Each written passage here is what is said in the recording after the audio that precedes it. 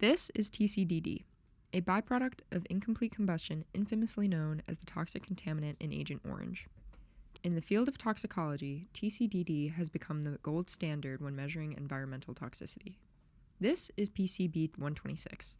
It is widely considered the most toxic PCB congener. It is a highly persistent synthetic dioxin-like compound commonly used in sealants, paints, and plastics. These two compounds are found primarily in fatty tissues of animals and humans due to bioaccumulation, and in environmental settings like contaminated soil and air. They are also recognized as part of the Dirty Dozen, an initial list of the 12 most dangerous persistent organic pollutants identified under the Stockholm Convention in 2001. The list of recognized POPs has now grown to 37. While national leaders were working to phase out these toxic chemicals, they were still prominent at the heart of North Carolina State University. I assure you that we are following best practices with a focus on you, our community. This important work continues. The year is 1971. Poe Hall has officially opened its doors. Designed by Lyles, Bissett, Carlisle, and Wolfe, Poe Hall was the second to last piece of the puzzle for the Court of Carolina. For decades, it was one of the busiest hubs on campus, housing the university's education and psychology department. In November of 2023, everything in Poe Hall came to a stop. Classes were moved to new locations across campus, offices were emptied, and a building that had been part of campus for over 50 years went dark. Past the 2023 shutdown, past the modern headlines, we have to look at a report from 2018 that officially confirmed the presence of PCBs in Poe Hall. Yet, for 5 more years, the doors stayed open. In January 2026, plaintiffs filed the first of many to come lawsuits against NC State University, alleging the institution failed to prevent cancer cases and deaths linked to PCB exposure, violating their North Carolina state constitutional rights. This isn't a new concern. The filing reveals that for at least 3 decades, teachers and students repeatedly complained about poor air quality. Attorneys have cited emails dating back to 2010 specifically targeting the building's aging HVAC system. 66-year-old Sandra Alford is one of the plaintiffs seeking accountability from NC State for what she describes as poisoning her without consent. I was here inside Poe Hall and I talked about a skin rash that I had.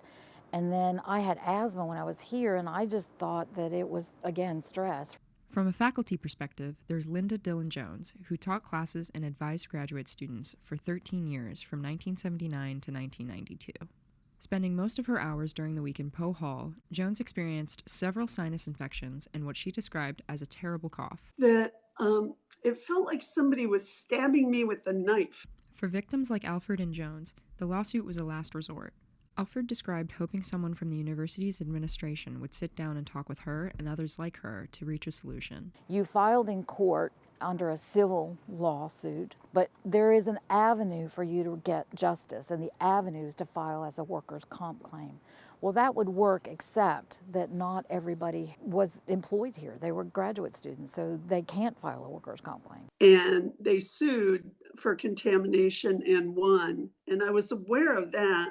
I'm lucky to have friends here still who told me you should be a part of this lawsuit.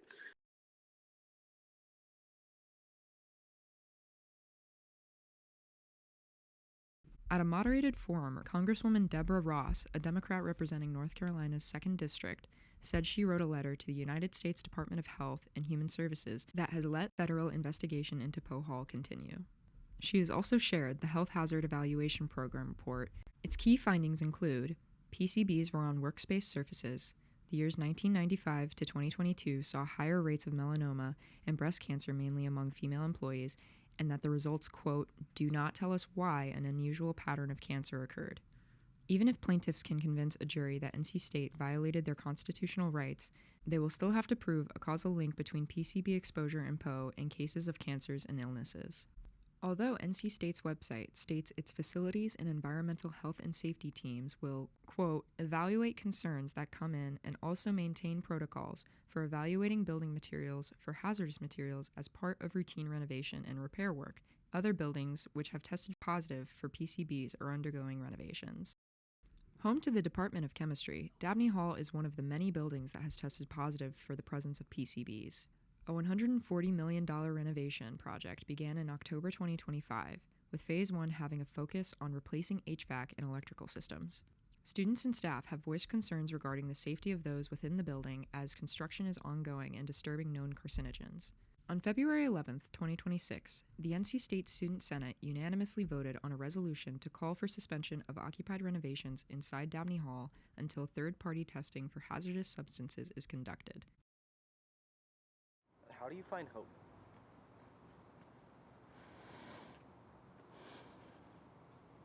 It's a hard question.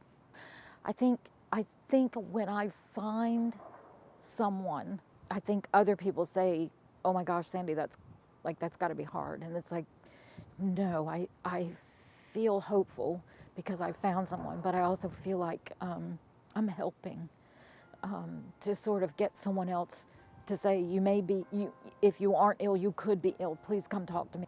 Even though the messages or the news may be hard, I'm hoping that it helps. I believe with all of my being that we will prevail. Because what's hard, though, is to look at the evidence that we have and the things that we know, some of which hasn't been public, that we have crack attorneys who are so smart at what they do and that they will help us find justice. And it's not for us, it's for the current students that are on campus. I mean, every day that students walk by this corridor, they're being exposed to toxic chemicals. And that just isn't right. And how this university's administration can justify that, I don't know.